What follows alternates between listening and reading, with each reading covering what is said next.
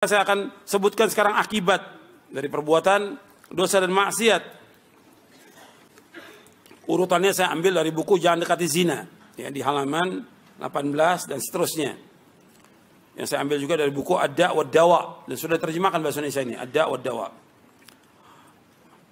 Jadi dosa-dosa kalau kita hitung banyak ya, dosa-dosa yang dilakukan oleh manusia.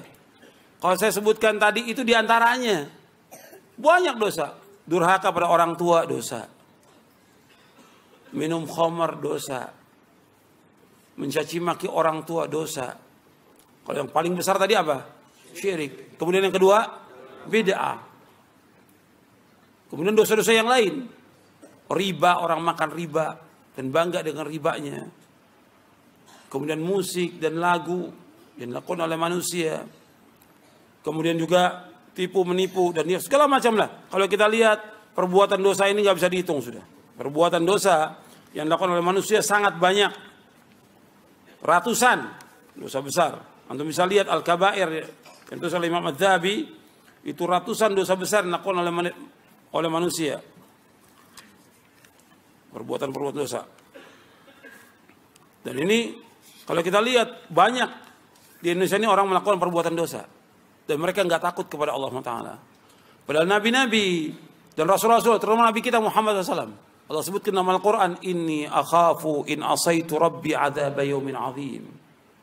Rasulullah mengatakan, Inni akhafu in asaitu rabbi adzab yaumin azim.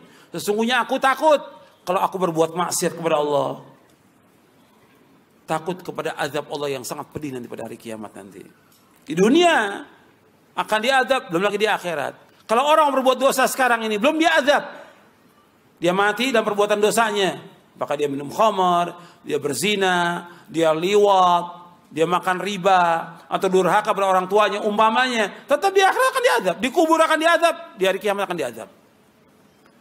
Bab yang harus kita ingat, bahwa kita pasti akan mati. Dan pasti kita akan kembali kepada Allah. Pasti sudah. Gitu. Bahwa kita semua akan kembali kepada Allah, pasti. Kehidupan dunia ini fana sebentar aja. Dan sudah kita lihat banyak orang yang sudah mati. Jutaan manusia sudah mati mendahului kita. Dan pasti akan ada hisab. Pasti akan dihitung oleh Allah. Makanya Nabi Muhammad mengatakan SAW, Inni akhafu in asaitu rabbi adzab yaumin azim. Aku takut kalau aku berbuat maksiat, Allah akan azab nanti di hari kiamat. Allah sebutkan dalam surah Al-An'am. Allah juga sebutkan dalam surah yang lainnya. Akibat perbuatan dosa dan maksiat. Yang pertama, dosa dan maksiat akan menghalangi masuknya ilmu. Dosa dan maksiat akan menghalangi masuknya ilmu. Orang kalau sudah berbuat maksiat itu nggak akan dapat ilmu atau tidak berkah ilmunya. Hirmanul ilmi.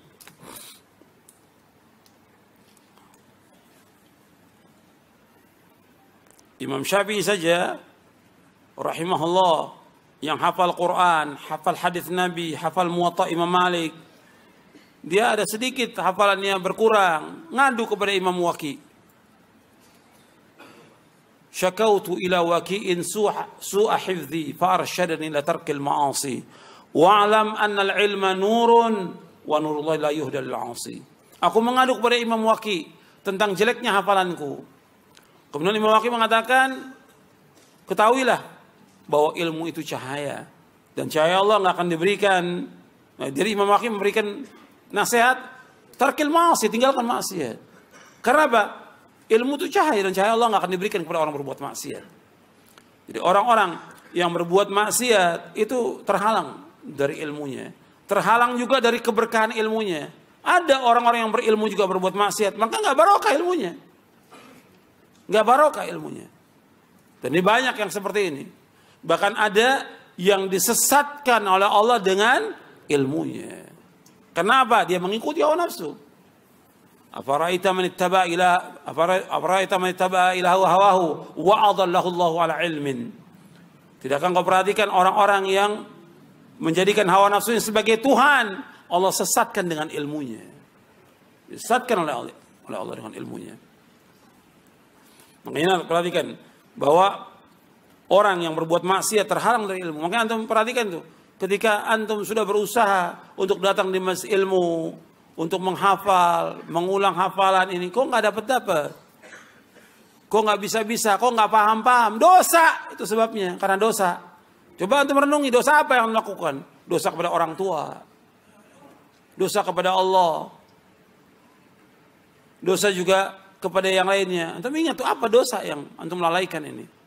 Ada perbuatan yang wajib antum tinggalkan atau perbuatan yang wajib antum lalaikan atau yang lainnya, perbuatan maksiat antum lakukan. Coba merenungi, apa sih dosa yang saya lakukan? Kok sekian lama ngaji seperti itu aja, nggak ada perubahan? Ini karena dosa dan maksiat. Yang kedua, akibat perbuatan dosa dan maksiat, yang kedua, dosa dan maksiat akan menghalangi barokahnya rezeki dan umur. Akan menghalangi barokahnya rezeki dan umur. Jadi kata Ibnu Qayyim, hirman rizq, terhalangnya rezeki. Hirman ar-rizq, terhalangnya rezeki. Ada satu hadis dhaif yang dibawakan oleh Imam Ibnu Qayyim dalam bukunya Ad-Da'wa Dawa ini, yaitu kata beliau, innal abda la yuhramu rizqu bidzanbi yusibuhu. Sesungguhnya seorang hamba terhalang dari rezeki dengan sebab dosa yang dilakukan. Tapi riwayat ini ada kelemahannya. Diriwayatkan Imam Ahmad dalam musnadnya, tapi ada kelemahan di sini. Tapi kenyataan demikian kalau kita lihat. Artinya orang-orang yang berbuat maksiat itu barokah rezekinya nggak ada. Sekian banyak dia usaha, dia dagang, itu tetap aja ada yang diberikan kekayaan, tapi nggak barokah hartanya. Ada juga yang diberikan susah. Setiap usaha dagang mesti ada nggak berhasil. Usaha ini nggak berhasil. Usaha ini selalu gagal. Jadi sulit dia rezekinya. Mungkin dilihat, dia introspeksi, ini apa nih? Kok begini? Kok dagang setiap ini gagal? Usaha seperti ini. Kok pekerjaan, urusan rumah tangga berantakan segala macam. Ini lihat, ini apa yang masalah? Ketika rezekinya diberikan seperti itu, ini ada masalah. Coba direnungi. Apa yang pernah dia perbuat dulu? Di antara yang paling besar, untuk perhatikan. Dia meninggalkan kewajiban sholat. Di antara yang paling besar lagi, dia durhaka pada orang tua. Antum lihat anak-anak yang durhaka. Mesti hidupnya susah dia. Mesti susah hidupnya. Mesti susah. Tiap ada usaha mesti gagal. Setiap usaha gagal. Urusan nggak ada yang beres. Karena apa? Durhaka pada orang tua. Apakah orang tuanya masih hidup atau sudah meninggal dunia? Coba dia ingat dulu. Oh, dia pernah berbuat dosa pada orang tuanya. Sehingga usahanya banyak gagal. Dan seandainya pun diberikan rezeki, tidak barokah rezekinya. Beda dengan orang-orang yang taat. Dia miskin tapi dia taat kepada Allah, barokah hartanya. Cukup buat dia, buat istrinya, buat anaknya, buat orang, cukup. Bahkan anaknya banyak, cukup. Karena apa? Barokah rezekinya. Tapi anaknya cuma 2, hartanya gajinya puluhan juta, nggak barokah. Karena apa? Karena maksiat yang dilakukan. Kemudian juga di sini disebutkan oleh Ibnu Qayyim, yaitu menghalangi barokahnya umur. Jadi betul orang-orang yang berbuat dosa dan maksiat ini, barokah umurnya nggak ada. Umurnya panjang tapi nggak barokah.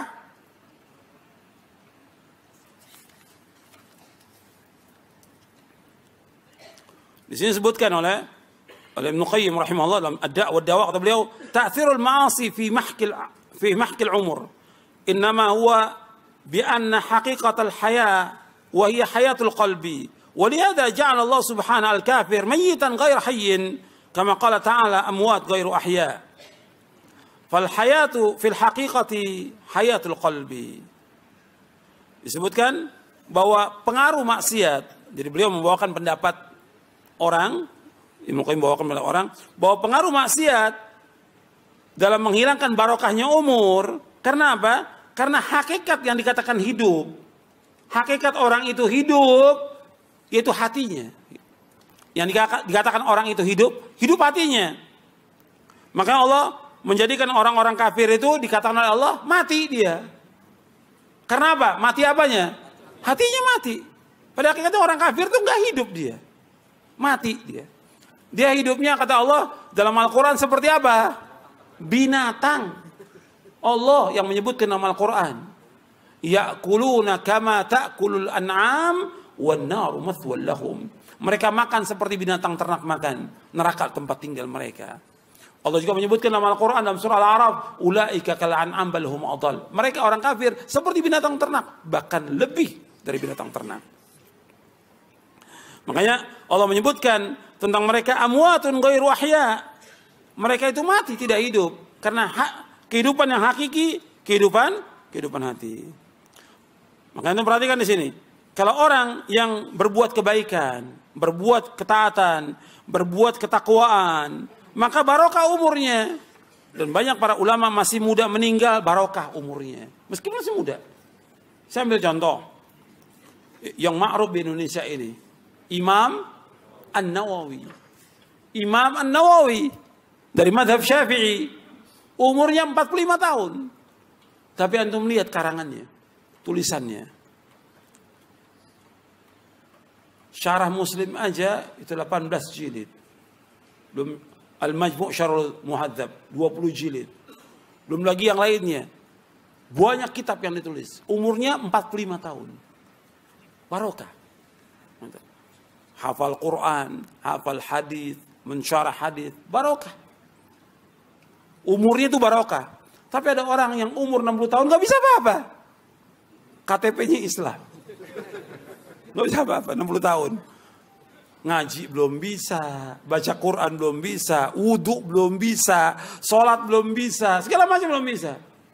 Karena dilalui dengan perbuatan dosa dan maksiat. Dia wajib taubat, wajib kembali. Nggak ada istilah terlambat dalam Islam, nggak ada terlambat. Kesempatan Allah buka untuk taubat, sekarang ditaubat kepada Allah. Kemudian juga disebutkan lagi tentang barokah, hilangnya barokah. Ini ada saya sebutkan lagi. Ibnu Qayyim menyebutkan di beberapa tempat ini di dalam kitabnya Ad-Da' wa Dawa.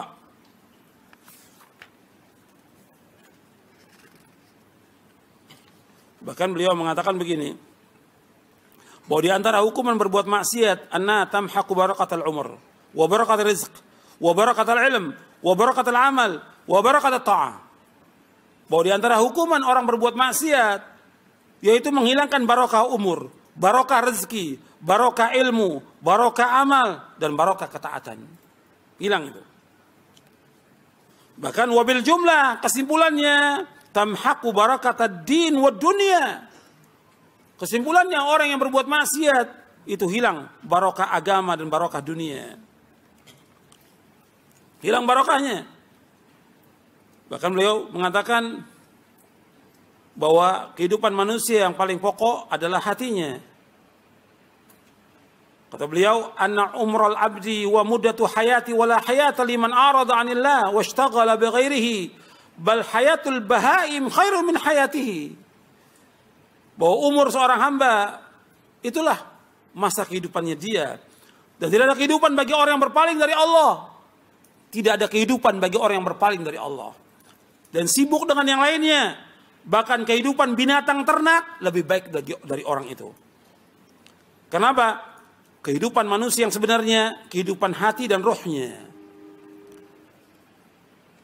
Maka tidak ada kehidupan bagi hati apabila dia tidak mengenal Allah, tidak mentauhidkan Allah, tidak taat kepada Allah. Tidak ada kehidupan bagi orang yang seperti itu.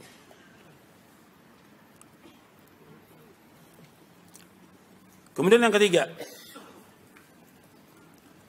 Yang ketiga, bahwa dosa dan maksiat menghalangi untuk berbuat taat kepada Allah. Dosa dan maksiat menghalangi orang untuk berbuat taat kepada Allah. Hirmanut ta'ah. Hirman at-ta'ah. Jadi dia terhalang dari ketaatan kepada Allah. Antum bisa lihat orang-orang berbuat maksiat itu sulit dia untuk melakukan ketaatan, berat bagi dia melakukan ketaatan. Untuk ngaji berat, untuk datang ke majelis ilmu berat, untuk sholat berjamaah berat, untuk bangun di tengah malam berat,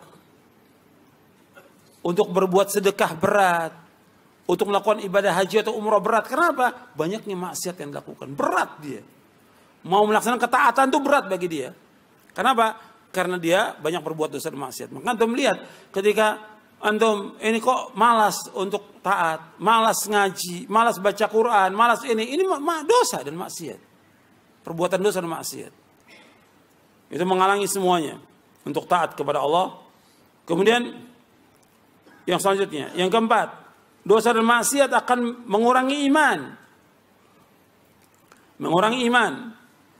Dan ini kenyataan karena menurut Ahlus Sunnah yang dikatakan iman yaitu iqrarun bil lisan wa i'tiqadun bil janan wa amalun bil arkan yazidu bi ta'ah wa yanqusu bil ma'siyah.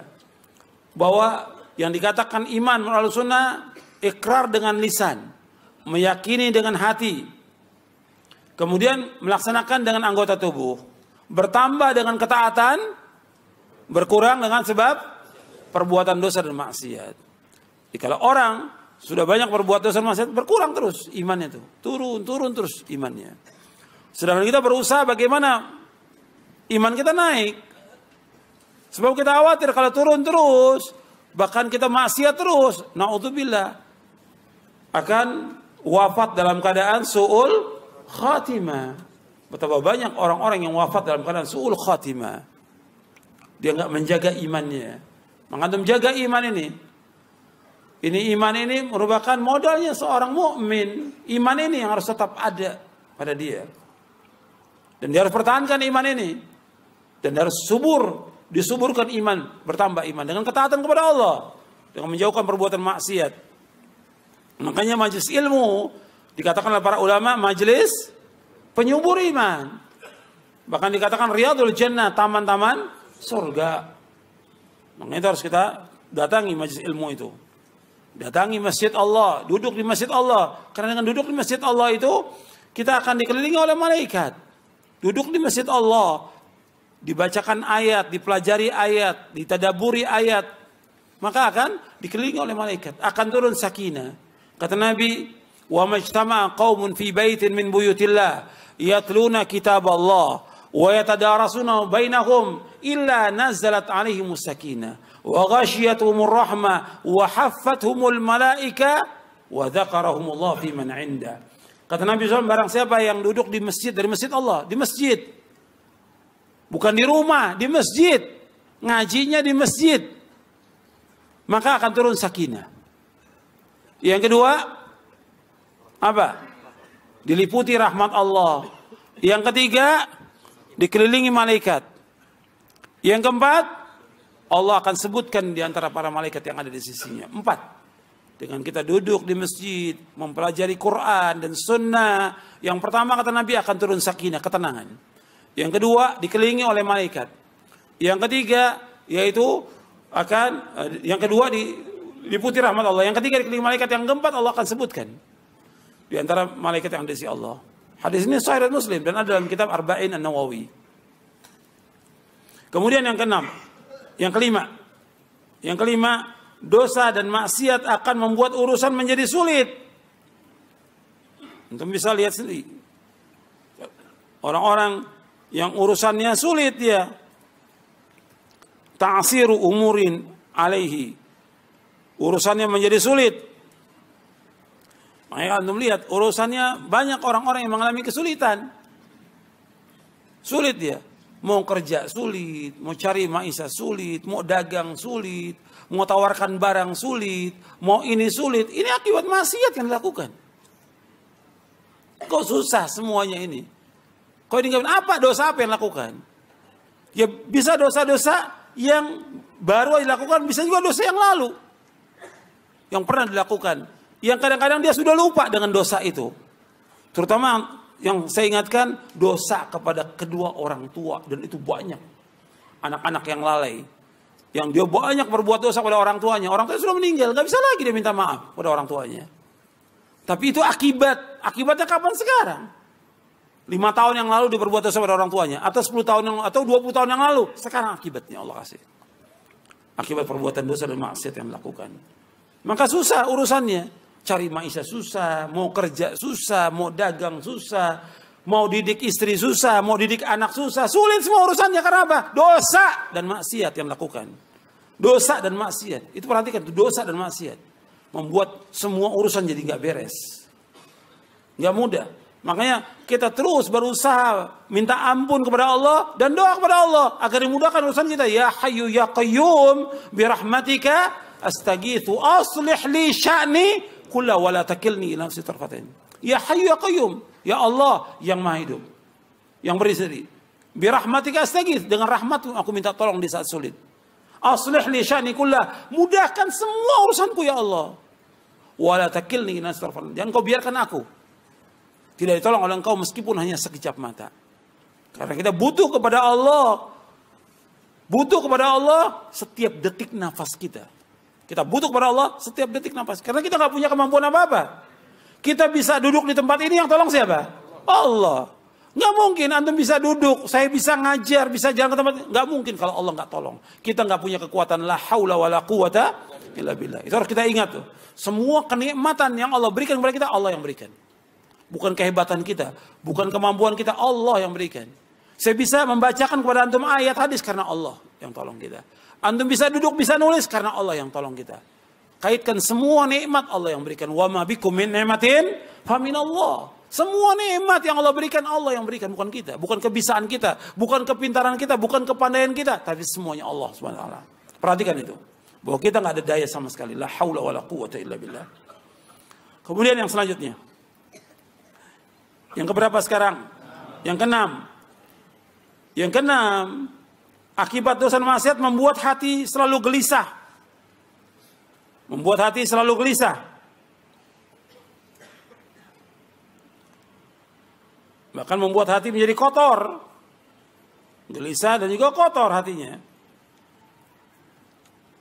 Dan itu bisa merasakan itu. Hati ini gelisah, nggak tenang, nggak nikmat, karena maksiat. Hati ini seperti ada kotorannya. Karena apa? Maksiat.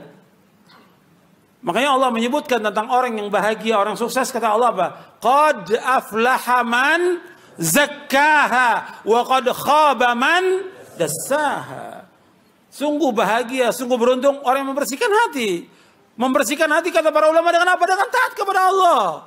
Dengan menjauhkan maksiat. Wa qad khaba man dassaha. Dan sungguh rugi orang-orang yang mengotorinya. Mengotori dengan apa? Dengan perbuatan dosa dan maksiat. Dengan syirik, dengan bid'ah, dengan maksiat, itu hatinya kotor. Kotor. Makanya perhatikan, orang kalau sering gelisah, sedih, susah, dan segala macam, ini karena maksiat yang dilakukan. Semua akibat perbuatan dosa dan maksiat. Akibat maksiat. Maka orang beriman hatinya lebih tenang. Kenapa? Bergantung kepada Allah. Makanya orang yang beriman itu hatinya penuh dengan zikir kepada Allah, ingat kepada Allah. Selalu ingat kepada Allah. Selalu berzikir kepada Allah. Selalu berusaha bagaimana melaksanakan ketaatan kepada Allah. Maka tenang dan lapang dadanya. Dan banyak berbuat ketaatan, apa aja ketaatan. Berbuat baik pada orang tua, membantu orang yang susah, menolong orang-orang yang sulit, mengajarkan ilmu kepada umat, bersedekah dan yang lainnya. Tenang, lapang dadanya. Dikasih Allah. Makanya ketika orang itu sempit, susah, ini mesti ada yang nggak beres nih dari urusannya. Ini ada yang nggak beres. Yaitu maksiat. Kemudian yang ketujuh, bahwa dosa dan maksiat membuat hati itu menjadi gelap.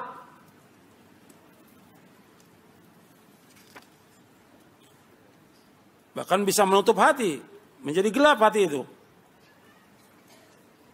Nabi bersabda SAW dalam hadis yang hasan yang diriwayatkan dari sahabat Abu Hurairah radhiyallahu an.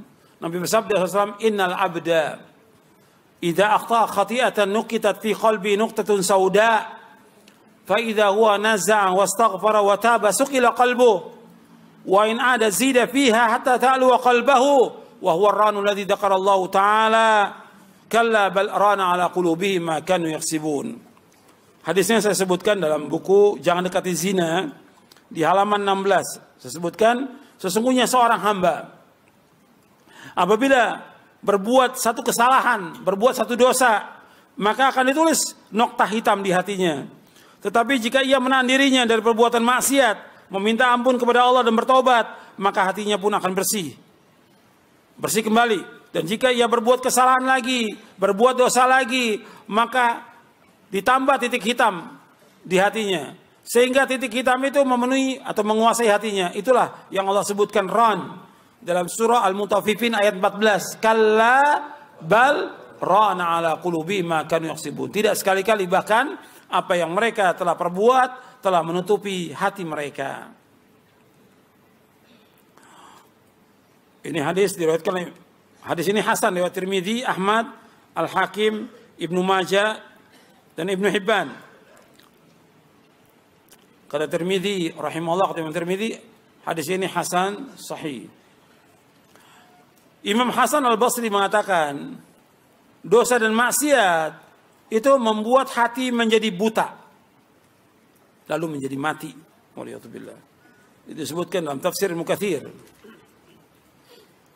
Jadi hati itu menjadi buta dan nanti mati. Waliyatubillah. Ibnu Qayyim juga bahas dalam kitabnya Ighathatul Lahafan, hati itu ada hati yang mati, ada hati yang sakit, ada hati yang hidup. Dan itu perlu pembahasan tersendiri tentang masalah hati itu, berkaitan dengan tazkiyatun nufus. Kemudian yang ke-8, dosa dan maksiat menyebabkan timbulnya perbuatan maksiat berikutnya. Antum bisa rasakan kalau orang berbuat maksiat, itu mesti akan timbul maksiat berikutnya. Annal ma'asi tazra'u amsalaha wa yuwallidu ba'daha ba'dha. Bahwa maksiat itu akan menimbulkan yang sejenisnya dan menimbulkan maksiat berikutnya. Seperti orang berbuat syirik. Kalau orang berbuat syirik, dia akan melakukan perbuatan syirik berikutnya. Sekarang satu syirik dilakukan, nanti besok syirik yang lain dilakukan. Dari satu syirik ke syirik yang lainnya. Orang kalau sudah ziarah ke satu kubur yang dianggap keramat, apa dia merasa puas? Satu kubur aja? Enggak. Datang, kan kata dia ada 9 wali songo, kata dia. Jadi 9 jadi pengen datangin semuanya. Satu syirik menimbulkan syirik berikutnya. Sudah semua datangi, nggak cukup lagi. Kata orang ada kubur keramat di sana. Datang lagi dia, hatta di mana? Tetap datangi. Karena syirik menimbulkan syirikan. Nanti ada lagi yang mengatakan lagi begini, dukun, datang lagi ke dukun. Terus seperti itu. Bid'ah juga demikian, perbuatan bid'ah. Orang sudah berbuat satu bid'ah, nggak cukup, nggak puas, bid'ah lagi lakukan. Nanti setan bisikin lagi, berbuat bid'ah. Jadi merupakan lingkaran setan. Lingkaran setan. Antum lihat orang berbuat bid'ah, nggak cukup cuma satu bid'ah. Makanya nggak ada toleransi kepada bid'ah, nggak ada. Dan jangan coba-coba kita untuk berbuat bid'ah. Jangan. Dan jangan sok berani. Wah, kalau saya sih kuat, ini saya berpegang pada sunnah. Ada ustadz-ustadz yang sok gitu.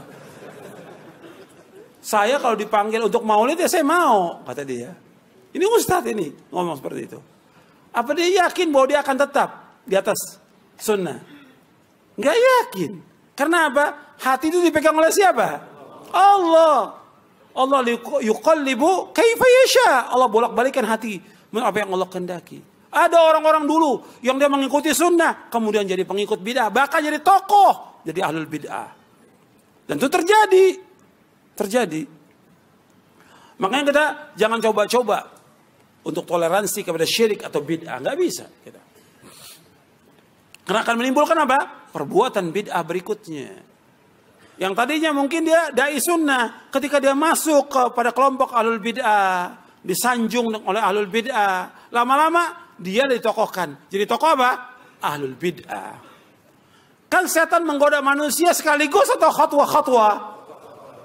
Allah mengatakan wala tattabi'u khutuwati syaitan innahu lakum aduwwum mubin. Jangan kamu ikuti langkah-langkah setan. Karena dia musuh yang nyata bagi kita. Khatwa-khatwa, selangkah demi selangkah, enggak sekaligus. Setan pintar juga caranya. Sekarang ya sudah, biarkan dulu dia. Yang penting dia mau datang dulu udah. Alhamdulillah, ustadznya datang diundang dalam acara maulid, acara bid'ah atau acara yang lain, ustadznya mau datang. Dengan berbagai gelarnya sudah si ustadz ini. Sudah datang. Nggak apa-apa, nggak dimintain pendapat segala macam. Udah, yang penting datang udah, alhamdulillah, kata mereka. Yang kedua setan bilang, ya suruh dong dia ngomong, kata setan. Jangan dibiarkan, masa di situ aja. Buat apa dia datang? Dia kan punya kedudukan. Suruh ngomong. Ngomongnya awalnya lurus-lurus aja. Itu undangan yang kedua. Undangan yang ketiga mulai mendukung. Ya kalau menurut saya sih ini nggak apa-apa. Ini kan masalah khilafiyah. Atau istilah sekarang ijtihadiyah. Yang ketiga itu. Yang keempat, udah hilang tuh masalah ijtihadiyah. Memang kita harus hidupkan yang seperti ini. Betul nggak setan seperti itu? Itu setan. Gitu. Awalnya khilafiyah, awalnya ijtihadiyah, terakhir jadi tokoh dia. Karena dia nggak bisa. Hati ini di tangan Allah. Yang paling Nabi sering berdoa kepada Allah, ya muqallibal qulub, tsabbit qalbi ala dinik. Ya Allah, yang bolak-balikan hati, tetapkan hatiku atas agamamu. Nggak bisa kita toleransi kepada bid'ah. Nggak bisa datang pada ahlul bid'ah, minta maaf, nggak bisa. Kecuali yang berkaitan dengan kezaliman antara manusia dengan manusia. Kita mengganggu dia atau yang lain, kita minta maaf. Tapi untuk bid'ah nggak bisa kita minta maaf. Dia berdosa kepada Allah, berbuat maksiat dengan perbuatan bid'ah. Yang wajib dia taubat kepada Allah. Dia telah merusak di muka bumi dengan perbuatan bid'ah dan syiriknya. Kok kita minta maaf kepada mereka? Mereka ngerusak agama ini, perbuatan syirik ini. Makanya dia telah menuduh Nabi Muhammad dengan perbuatan bid'ahnya mereka. Nuduh apa Nabi Muhammad? Khianat. Kata Imam Malik rahimahullah di dalam kitab Al-I'tisam oleh Imam Asy-Syatibi, kata Imam Malik, man ibtada'a fil islami bid'atan yaraha hasanatan faqad za'ama anna Muhammadan sallallahu alaihi wasallam khana risalah. Fa inna Allah yaqul al-yawma akmaltu lakum dinakum wa atmamtu alaykum ni'mati wa raditu lakum al-islam dinan. Fa ma lam yakun yawma idzin dina fala yakun al-yawma dina. Kata Imam Malik rahimahullah sebagaimana dinukil oleh Imam Asy-Syatibi dalam kitabnya Al-I'tisam. Barang siapa mengadakan bid'ah. Kalau dalam Islam bid'ah itu semuanya baik atau semuanya jelek? Semua bid'ah jelek. Semua bid'ah sesat, nggak ada yang balik. Barang siapa yang berbuat bid'ah, yang dianggap baik oleh dia, kata Imam Malik, maka orang itu telah menuduh Nabi Muhammad apa? Khianat. Karena apa? Allah sudah berfirman, pada hari ini aku telah sempurnakan bagimu agamamu. Aku telah cukupkan bagimu agamamu. Dan aku ridho Islam sebagai agama bagimu. Artinya Islam sudah sempurna. Kalau dia mengadakan ada bid'ah yang baru, berarti dia telah menuduh Nabi Muhammad ini khianat, belum menyampaikan apa? Semua risalah. Padahal Allah sudah mengatakan agama sudah sempurna, berarti Nabi sudah menyampaikan semua agama. Maka kata Imam Malik, barang siapa apa yang tidak menjadi agama pada masa lalu, sekarang pun nggak jadi agama. Jadi bukan masalah kecil, masalah beda ini. Nah sekarang orang dianggap kecil. Begitu juga maksiat. Sekarang ini maksiat dianggap remeh oleh manusia. Akan menimbulkan maksiat berikutnya. Orang yang telah berbuat maksiat, kewajiban dia apa? Tobat. Secara akal yang waras, pantas nggak dia dimunculkan di podium, dikenalkan kepada manusia? Ini mantan penyanyi, ini mantan pemusik, ini mantan pelawak, ini mantan pendidik. Pantas nggak? Nggak pantas. Pakai akal yang waras, apalagi pakai agama. Kalau dia berbuat maksiat, kewajiban apa? Tobat, bukan dimunculkan di tengah-tengah manusia, di tengah kaum muslimin. Kalau mau dakwah sesuai dengan syariat, dakwakan. Ada radio, ada TV, kita dakwakan. Orang mau dapat hidayah, silakan. Orang mau tetap sesat, silakan. Allah mengatakan dalam Al-Quran, "Faman syaa'a falyu'min wa man syaa'a falyakfur." Barang siapa mau iman, silakan. Mau kufur, silakan, kata Allah. Bukan kita mencari masa dengan memunculkan orang-orang yang berbuat maksiat. Gak boleh dalam Islam. Kenapa? Akan menimbulkan maksiat berikutnya apa? Yang lebih berbahaya lagi. Yang tadinya dia belum belajar agama, baru taubat. Sekarang dipanggil sebagai apa? Ustaz. Apa gak menyesatkan kaum muslimin dengan sebab itu? Menyesatkan kaum muslimin dengan sebab itu. Gara-gara ustaz memunculkan mereka. Kewajiban mereka untuk taubat kepada Allah. Bukan cerita tentang dosanya. Gak ada ulama salah menceritakan dosanya. Kalau dikatakan, kan pernah sahabat menceritakan tentang zaman jahiliyah. Di depan siapa? Rasulullah SAW. Apa sama hati kita dengan hatinya para sahabat? Hatinya para sahabat khairu qulubin nas. sebaik-baik hati manusia yang gak ada lagi. Allah ciptakan manusia seperti sahabat, gak ada. Pada zaman dahulu gak ada, dan gak ada lagi sampai hari kiamat orang seperti sahabat. Khairun nas, sebaik-baik manusia. Kita gak akan sama dengan para sahabat. Kalau sahabat menceritakan tentang masa yang lalu, dalam rangka dia bertaubat kepada Allah, untuk kembali kepada Allah dan menguatkan imannya. Bukan bangga dengan maksiatnya, bukan. Bukan bangga dengan jahiliyahnya, bukan. Mereka tinggalkan semua perbuatan jahiliyah itu. Dan di hadapan Rasulullah tegur ketika mereka ada kekeliruan dan salah. Tapi mereka orang yang terbaik di muka bumi. Dan mereka dijamin dengan apa? Sorga. Kita dijamin nggak? Nggak dijamin. Makanya jangan dibanggakan ketika orang berbuat maksiat. Taubat, nggak ada masalah taubat. Kita gembira dengan orang bertobat. Dan mudah-mudahan taubatnya istiqamah. Tapi dimunculkan depan orang nggak benar yang seperti itu. Menceritakan tentang kisahnya yang lalu. Kok diceritakan dosa kepada orang? Para ulama salaf paling takut kalau disebutkan dosa. Kamu dulu pernah berbuat dosa. Takut para sahabat. Takut juga para ulama salaf. Karena apa? Takut ketika dia menceritakan dosa itu diwafatkan oleh Allah pada saat itu. Maka matinya dalam keadaan apa? Su'ul khatimah. Antum lihat penjelasan Imam Ibn Rajab Al-Hambali dalam kitabnya Jami' al-Ulum wal Hikam. Kata beliau bahwa al-khawatim mirath as-sawabiq. Al-khawatim, akhir kehidupan seseorang itu tergantung daripada apa? Yang dahulu dia apa? Berbuat apa dia dulunya? Itu akhir kehidupannya dia. Kalau dia berbuat taat, itu akhirnya insya Allah taat. Tapi kalau maksiat terus maksiat, apa kita yakin orang-orang seperti itu kemudian dia istiqomah dalam tobatnya? Gak yakin kita. Mungkin dia masih maksiat, masih kumpul dengan teman-temannya. Mungkin istrinya juga masih berbuat maksiat. Kok dibanggakan?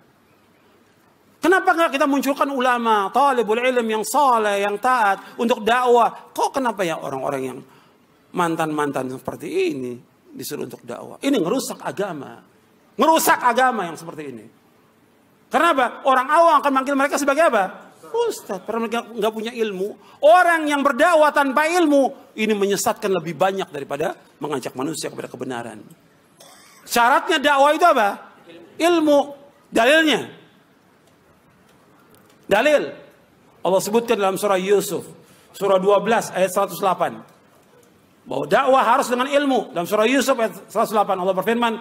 Qul hadhihi sabili ad'u ila Allah ala basiratin ana wa man ittaba'ani wa subhanallahi wa ma ana minal musyrikin. Qul hadhihi sabili, katakan ini jalanku. Ini caraku, ini manhajku. Ad'u ila Allah, aku mengajak manusia ke jalan Allah. Ala basirah, dengan dasar ilmu dan keyakinan. Ana wa man tabi, aku dan orang mengikuti aku. Wa subhanallah, maha suci Allah, wa ma ana musyrikin. Aku tidak termasuk orang berbuat syirik. Dakwah harus dengan ilmu. Dan dakwanya Allah sebutkan di sini, ad'u ilallah. Kata para ulama, kalimat ad'u ilallah dua, perhatikan itu. Yang pertama, mengajak manusia ke jalan Allah, bukan kepada pribadi kita. Bukan mengangkat kita. Bukan orang supaya ta'assub dengan kita, nggak boleh. Tidak boleh. Ajak manusia ke jalan Allah. Itu yang pertama. Yang kedua, at-tanbih alal ikhlas. Yang kedua dalam ayat itu, at-tanbih alal ikhlas. Bahwa orang itu wajib untuk ikhlas dakwahnya. Karena Allah. Bukan karena dunia. Bukan karena popularitas. Bukan untuk mencari masa, bukan. Tapi karena Allah di dakwahnya. At-tanbih alal ikhlas. Jelas? Jelas? Nah, kita lanjutkan. Ya, dosa dan maksiat menyebabkan timbulnya perbuatan maksiat yang lainnya. Apakah syirik, bid'ah atau maksiat yang lainnya. Kemudian selanjutnya. Yang kesembilan, mendatangkan kehinaan di dunia dan di akhirat. Bahwa orang yang berbuat dosa dan maksiat itu akan mendatangkan kehinaan di dunia dan di akhirat. Hina dia. Orang berbuat maksiat itu mesti hina, nggak mungkin tidak. Dihinakan oleh Allah, dihinakan oleh manusia, dihinakan oleh keluarganya karena maksiat. Allah menyebutkan dalam surah Al-Hajj ayat 18. Di dalam Ad-Da' wad-Dawa disebutkan oleh Ibnu Qayyim, "Wa man yuhinillahu fama lahu min mukrim." Dan barang siapa yang dihinakan oleh Allah, maka tidak ada yang dapat memuliakannya. Wa man yuhinillahu fama lahu min mukrim. Dan barang siapa yang dihinakan Allah, maka tidak ada yang dapat memuliakan dia.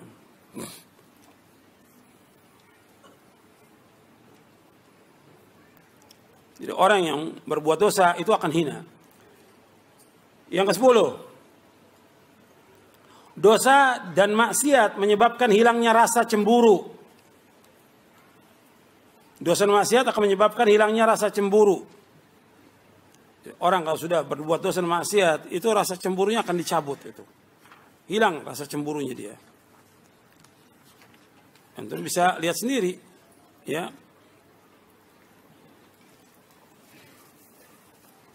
Umpamanya suami yang membiarkan istrinya terbuka auratnya. Kalau sudah terbuka aurat, berarti dilihat oleh siapa? Oleh sekian banyak orang. Nggak ada rasa cemburu. Ini perbuatan maksiat, terbukanya aurat. Kemudian sudah gitu, dia biarkan juga istrinya dengan laki-laki.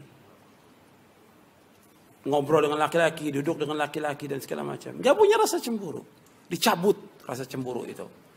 Atau dia sudah pakai jilbab istrinya, tapi masih dibiarkan untuk keluar rumah, kerja dengan laki-laki. Ini nggak rasa cemburu. Kan ketika dia buat pekerjaan, dia duduk dengan laki-laki. Ngobrol dengan laki-laki. Makan dengan laki-laki. Pulang bersama laki-laki. Di mana rasa cemburunya dia? Hilang itu. Makanya itu akibat perbuatan dosa dan maksiat. Dihilangkan. Makanya disebutkan oleh Ibnu Qayyim, al-ma'asi tudfi ghairatal qalbi. Al-ma'asi tudfi ghairatal qalbi. Bahwa maksiat itu memadamkan rasa cemburu. Ini untuk diri dia, untuk keluarganya, belum lagi untuk agama. Kalau orang membiarkan maksiat dibiarkan terus, maka cemburunya dia hilang. Seorang mukmin dia harus ada cemburu. Nggak mau ada pelanggaran syariat, dia mesti negur. Dia ingatkan orang-orang yang berbuat dosa maksiat. Nggak dibiarkan. Sekarang ini banyak orang-orang berbuat maksiat dibiarkan. Nggak ada rasa cemburu. Orang berbuat kemungkaran depan dia dibiarkan. Orang nggak sholat dibiarkan. Nggak sholat ini termasuk dosa besar yang paling besar. Dibiarkan. Nggak cemburu. Keluarganya nggak sholat juga dibiarkan. Nggak ada dia untuk menegur. Nggak ada. Ini nggak benar seperti ini. Allah punya cemburu dan Nabi Muhammad juga SAW juga punya cemburu, disebutkan dalam hadis yang sahih. Sedangkan cemburunya Allah itu Allah mengharamkan apa? Semua yang jelek. Kata Nabi SAW dalam hadis yang sahih yang diriwayatkan oleh Imam Bukhari dan Muslim. Kata Nabi, la ahad aghyaru min Allah. Min ajli dzalik harrama al-fawahish ma dhahara minha wa ma batan. Tidak ada seorang pun yang lebih cemburu dari Allah. Karena itu Allah mengharamkan semua perbuatan yang keji, perbuatan yang jorok, perbuatan yang kotor, yang tampak maupun yang tersembunyi. Kalau disebutkan di dalam Al-Quran hadis tentang fawahish, arti yang pertama fawahish itu zina, homo, liwat dan yang lainnya. Itu fawahish, perbuatan yang keji. Dan yang lainnya. Ini hadis sahih riwayat Bukhari dan Muslim. Begitu Nabi Muhammad juga SAW juga cemburu. Bahkan disebutkan oleh Ibnu Qayyim, wa hadza yadulluka ala anna asl ad-din al-ghairah. Bahwa pokok agama ghairah, cemburu. Kita nggak bisa terima kalau orang meremehkan agama ini. Kalau kita lihat sekarang ini agama ini diremehkan oleh orang. Orang berbuat syirik, berbuat bid'ah, ngomong tentang agama seenaknya. Umat Islam diam.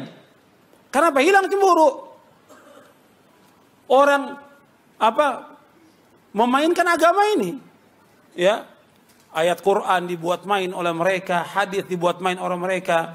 Mereka mengatakan agama Islam itu agama budaya atau segala macam. Ada Islam Nusantara segala macam. Diremehkan, diam. Mesti tegur, ini perbuatan menyimpang dari siratal mustaqim, ini sesat dan menyesatkan. Ini kufur perbuatan ini. Karena Islam hanya satu yang dibawa oleh para nabi dan para rasul dan dibawa oleh Nabi Muhammad SAW. Gak ada Islam yang lain. Islam yang Allah turunkan di tanah Arab juga untuk semua manusia. Maka Nabi disebutkan, wa ma arsalnaka illa rahmatan lil alamin. Dan kami enggak utus engkau melainkan untuk seluruh manusia, rahmatan lil alamin. Wa ma arsalnaka illa kafatan linnasi basyira wa nadhira. Kami enggak utus engkau Muhammad melainkan untuk seluruh manusia, pemberi kabar gembira dan untuk mengancam. Untuk semua manusia. Enggak ada Islam Arab, Islam Indonesia enggak ada. Ini kalimat-kalimat yang dibuat oleh beberapa tokoh ini menyesatkan dan kufur. Nggak boleh kita diam. Harus terus diingatkan. Karena apa? Tujuan mereka dengan adanya Islam Nusantara untuk apa? Untuk melestarikan apa? Kesyirikan. Melestarikan bid'ah. Melestarikan maksiat. Dengan kalimat itu. Selanjutnya. Yang ke-11. Yaitu membuat terbiasa berbuat maksiat. Orang kalau sudah berbuat maksiat, dia akan terbiasa berbuat maksiat. Dan menganggap remeh perbuatan maksiat. Membuat terbiasa berbuat maksiat dan menganggap remeh perbuatan maksiat. Itu disebutkan oleh Ibnu Qayyim rahimahullah. Orang kalau sudah berbuat maksiat, maka dia nggak merasa lagi bahwa itu maksiat. Dianggap satu hal yang biasa. Seperti contoh, orang yang tidak sholat. Dianggap biasa kan? Di kantor-kantor, di kampus-kampus, di pasar, di masyarakat. Orang nggak sholat dianggap biasa. Dianggap dia tidak berdosa. Berarti perbuatan mungkar yang paling mungkar. Perbuatan dosa yang paling besar. Meninggalkan sholat. Dosanya lebih besar dari dosa zina. Meninggalkan sholat lebih besar dosanya daripada dosa mencuri. Lebih besar. Meninggalkan sholat. Disebut oleh para ulama. Bahkan hukuman orang yang meninggalkan sholat. Berat hukumannya. Kalau menurut mazhab Syafi'i dibunuh. Pemerintah harus membunuh orang-orang yang nggak sholat itu. Pemerintah. Atau di penjara sampai dia taubat. Kalau sekarang kan dibiarkan di kantor-kantor orang nggak sholat dibiarkan sambil ketawa ngobrol dibiarkan aja. Mesti tegur. Kalau antum sebagai seorang mukmin antum tegur. Nggak boleh dibiarkan di kantor, di pasar, di kampus, di mana aja. Itu harus tegur. Begitu juga yang di rumah nggak boleh dibiarkan ada umpamanya pembantu yang nggak sholat, nggak boleh. Itu harus dipecat, nggak boleh. Ada nggak sholat, harus sholat dia. Atau supir nggak sholat, nggak boleh. Dia wajib sholat karena nggak ada keberkahan dalam rumah tangga orang yang nggak sholat itu. Nggak ada keberkahan, nggak ada cahaya rumahnya orang yang nggak sholat itu. Karena Nabi menyebutkan wassolatu nurun, sholat itu cahaya. Ya, perhatikan tuh, itu dianggap biasa sekarang di mana-mana. Bahkan orang itu biasa aja diajak sambil ketawa. Dia tinggalkan sholat itu. Mesti kita ingatkan dengan cara yang baik, ingatkan. Saya sebutkan ancaman dan hukuman bagi orang yang meninggalkan sholat dalam buku Sebaik-baik Amal adalah Sholat. Saya jelaskan di situ. Kemudian yang ke-12, mendatangkan petaka dan siksa. Bahwa dosa mendatangkan kerusakan, petaka dan siksa seperti yang kita lihat sekarang ini.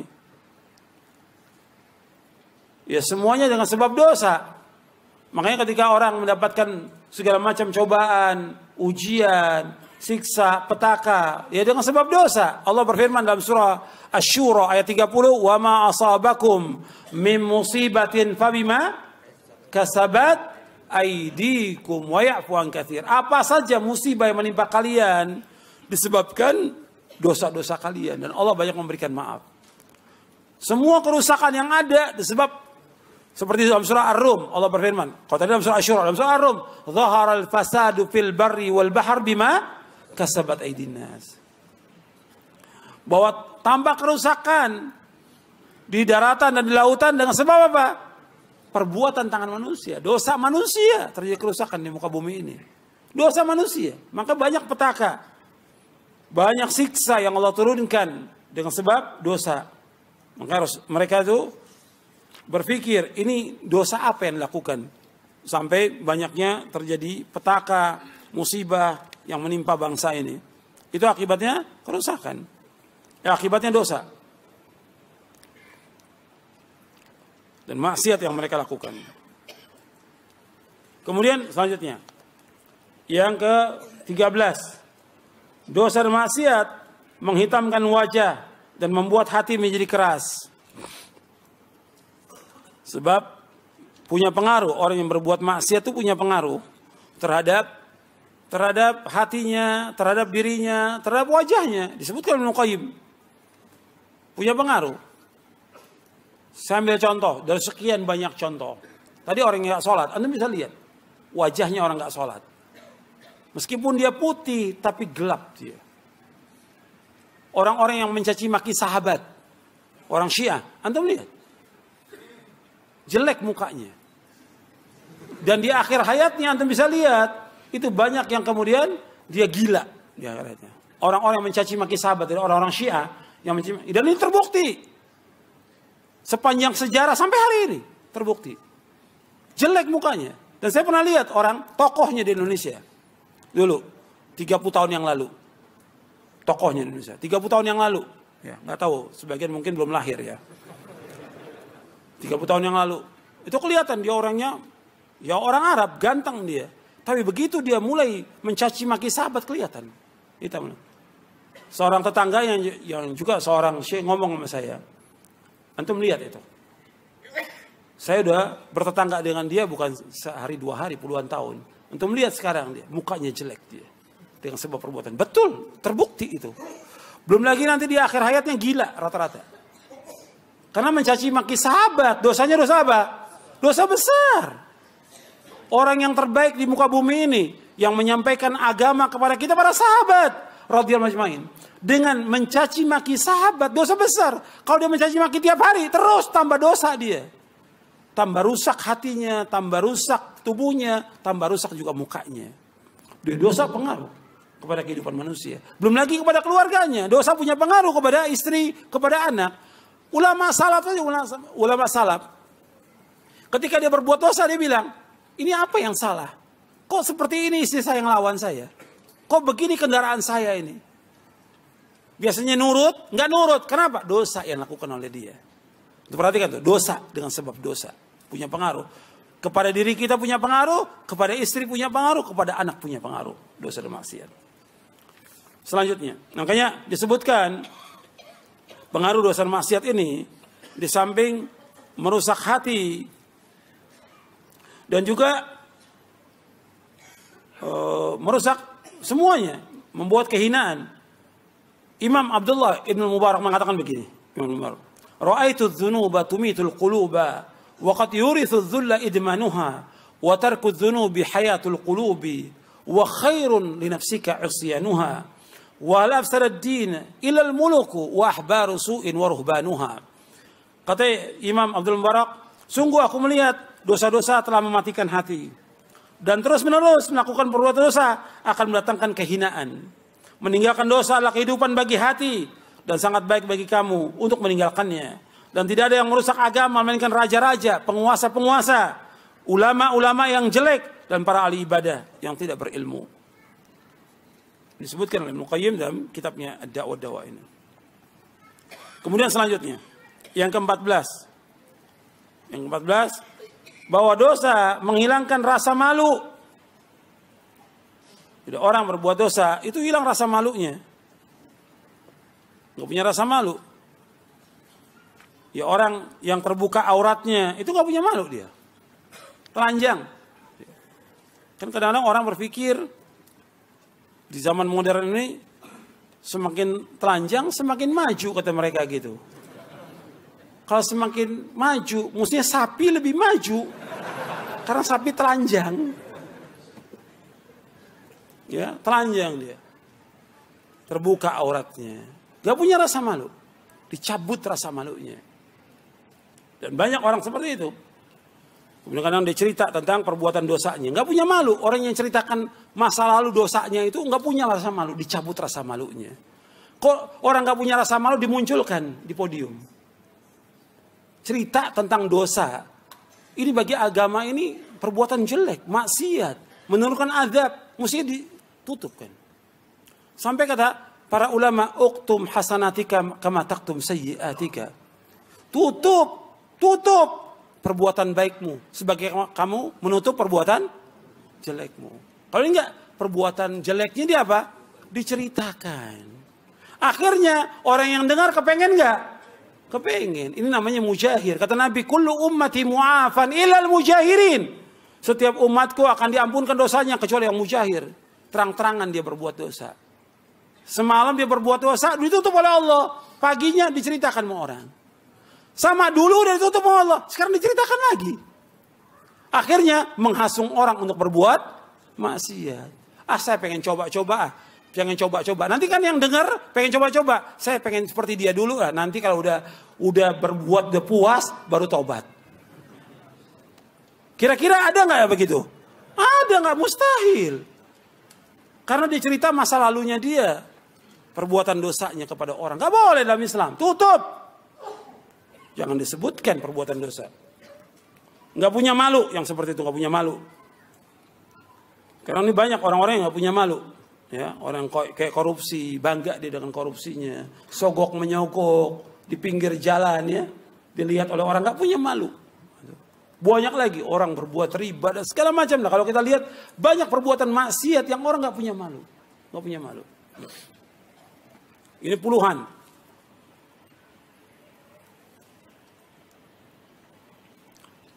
Kemudian yang ke-15. Ya kita sampai 15 saja deh. Sebenarnya masih banyak. Dosa merusak akal. Dosa merusak. Saya tambahkan lagi yang ke-14 sebelum masuk 14. Ambil, ya ini yang ke-15. Yang ke-14 saya mau tambahin contoh. Dalam kehidupan sehari-hari. Yang tentang orang gak punya malu. Ya, seperti orang utang gak bayar. Nah ini banyak ini. Katanya udah ngaji. Katanya nuntut ilmu. Tapi utang kok nggak bayar. Ketemu awalnya iya merasa berdosa di awal. Saya belum bisa bayar. Nanti insya Allah bulan depan. Bulan depan ketemu lagi. Iya masih ada malunya. Bulan ketiga lagi udah nggak malu. Gitu. Ketemu biasa aja. Nggak ngaku dia punya dosa tuh. Punya utang nggak. Bulan keempat ya udah nganggap biasa aja. Dan seperti itu yang terjadi. Iya tidak? Iya nyata itu sih. Nyata. Gitu. Jadi nggak punya malu dia.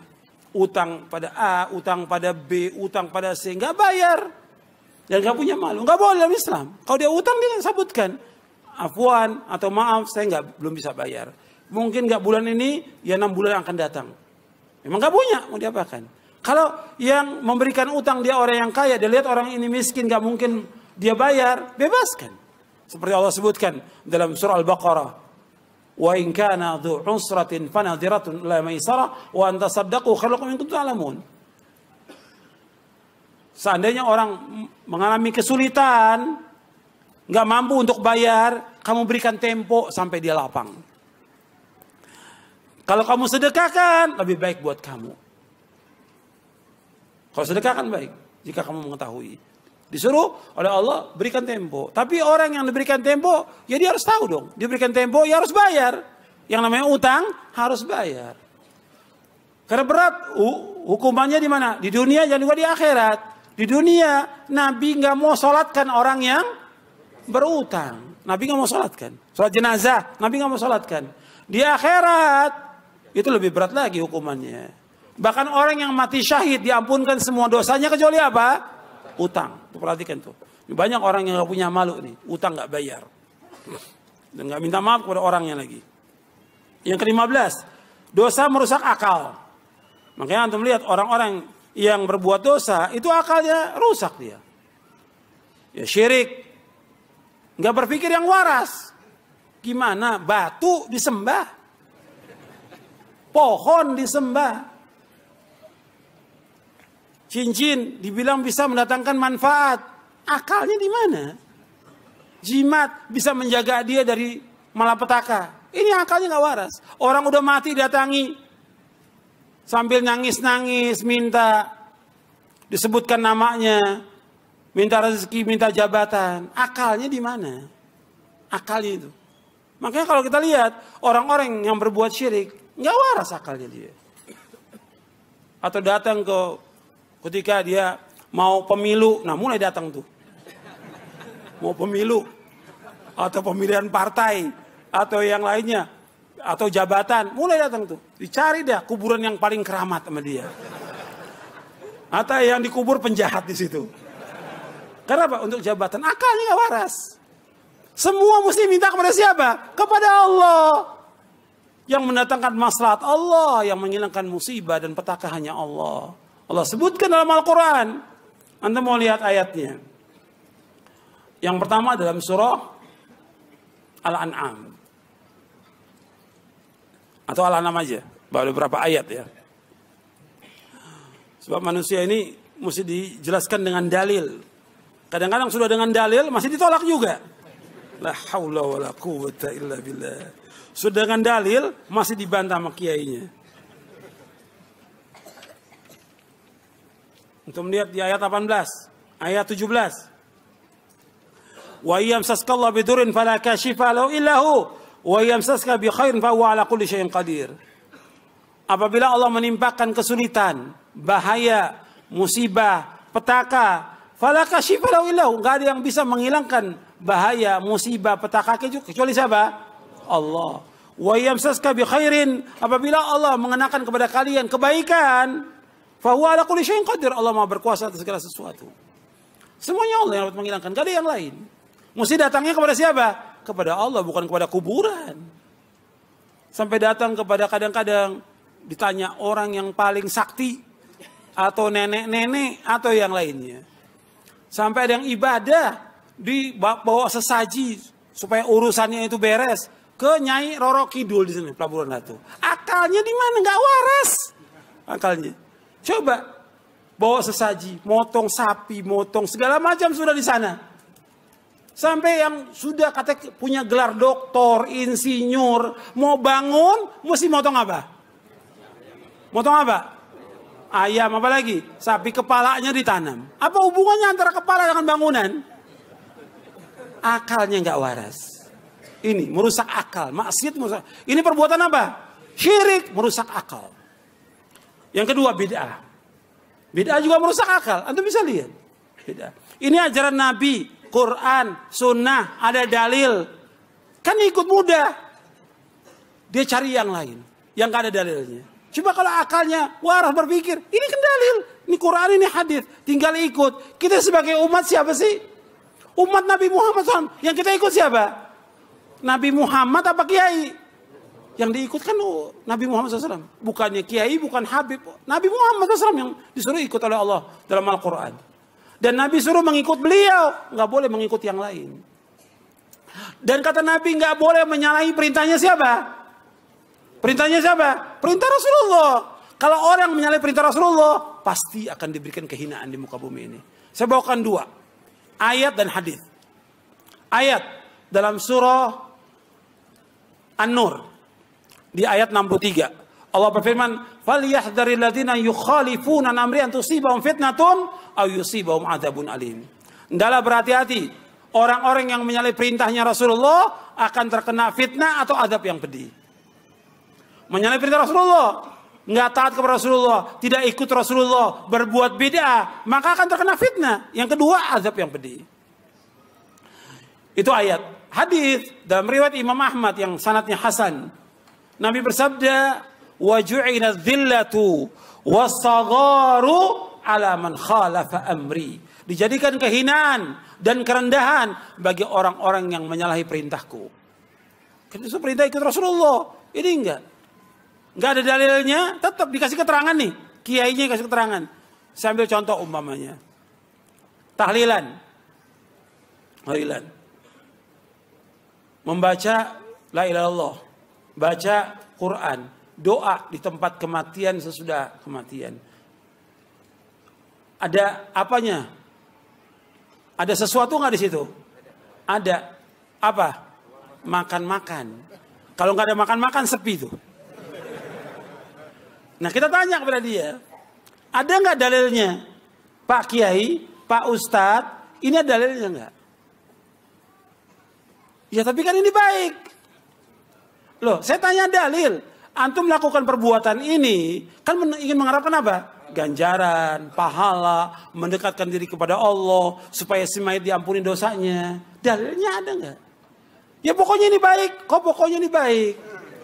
Loh kita tanya dalilnya ada apa tidak? Kalau nggak ada jangan diikut. Kan Nabi bersabda, man amila amalan laysa alaihi amrun fahuwa raddun. Bahkan kebalikannya para sahabat ijma'.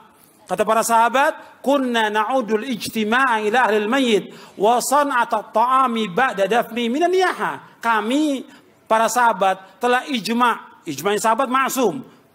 Kami telah ijma' berkumpul-kumpul di tempat kematian dan makan-makan tempat kematian termasuk meratap. Meratap hukumnya apa? Haram. Berarti nggak boleh. Ini coba dalil ada, nggak mau ikut dalil, mengada-ada. Kalau ditanya lagi, pernah nggak sahabat mengerjakan? Nabi nggak pernah mengerjakan. Padahal di zaman Nabi, anak-anak Nabi meninggal. Nabi masih hidup. Kecuali satu, Fatimah. 6 bulan setelah Nabi wafat baru meninggal. Fatimah radhiyallahu anha. Kemudian, waktu Nabi meninggal, nggak ada sahabat mengadakan tahlilan untuk Nabi Muhammad SAW. Kemudian tabi'in begitu juga. Hatta Imam Syafi'i, nggak ada. Cari di semua kitab Imam Syafi'i, nggak ada Imam Syafi'i mengadakan tahlilan. Contoh dari ribuan contoh bid'ah yang mereka lakukan. Nggak ada. Jadi mereka mengada-ada. Meskipun mereka berpikir, ini dalil Quran mesti diikut. Maka cara berpikirnya nggak benar. Kemudian maksiat. Maksiat banyak ini. Yang membuat orang itu nggak waras. Yang halal ada, yang haram. Ini minuman halal. Dia minum khamr. Kemudian istri halal. Dia cari zina. Yang lebih lagi, ini laki-laki senang pada laki-laki. La haula wa la quwata illa billah. Binatang aja nggak mau, nggak ada kambing laki-laki nyari kambing laki-laki. Ini lebih dari binatang. Nyata nggak sekarang? Sekarang orang berusaha untuk ngangkat dibela tentang masalah gay ini, homo, liwat. Tadi saya sebutkan tentang azabnya, pedih azabnya. Ini udah nggak waras, akalnya nggak waras. Perempuan senang dengan perempuan, ini nggak waras. Laki senang dengan laki, gitu. Masa orang akan berbicara, anak kecil ngomong, kalau gitu lebih waras kambing. Masa lebih waras kambing? Karena apa? Kambing nggak mau sama laki-laki, kambing maunya sama perempuan. Ini kok laki-laki senang sama laki-laki? Ini kenyataan. Maksiat merusak akal. Belum lagi yang lainnya. Dari ribuan maksiat, ini saya contoh. Karena ini yang lagi hangat dibicarakan. Iya. Iya. Kemudian, ikhwan fillah, azakumullah. Yang paling juga berbahaya yang Anda perhatikan bahwa semua perbuatan maksiat ini membuat manusia ini keluar dari siratal mustaqim. Padahal kita hidup ini supaya kita lurus tiap hari apa kita minta? Ihdinas siratal mustaqim. Bahwa perbuatan maksiat mengeluarkan manusia dari siratal mustaqim. Dibawakan Ibnu Qayyim dalam kitabnya Ad-Da'wah Dawa ini. Makanya kita minta kepada Allah agar kita tetapkan hati kita. Jalan lurus. Hidup kita cuma sekali. Dan kita pasti akan kembali kepada Allah. Maka Allah sebutkan dalam surah Al-Baqarah. Di surah Al-Baqarah ayat 281. Allah berfirman. Wattaqu yawman turja'una fihi ilallah. Thumma tuwaffa kullu nafsin ma kasabat. Wahum la yudhlamun. Wattaqu yawman turja'una fihi ilallah. Adalah kalian takut. Bertakwa kepada Allah. Kepada satu hari yang kalian semua dikembalikan kepada Allah. Semuanya manusia ini. Dari zaman Nabi Adam sampai nanti manusia yang terakhir akan dikembalikan semua kepada Allah. Kemudian disempurnakan mereka. Amal-amal mereka yang baik dan yang buruk. Semua tuwaffa kullu nafsin ma kasabat. Wa hum la yudhlamun. Dan mereka enggak dizalimi. Tetap akan dihisab semuanya. Dan kita akan mesti seorang yang beriman takut kepada Allah. Sebagaimana takutnya para anbiya wa rusul alaihi wasallam. Sebagaimana Nabi bersabda, sebagaimana Allah berfirman tentang Nabi Muhammad SAW, Inni akhafu in asaitu rabbi adzab yaumin azim.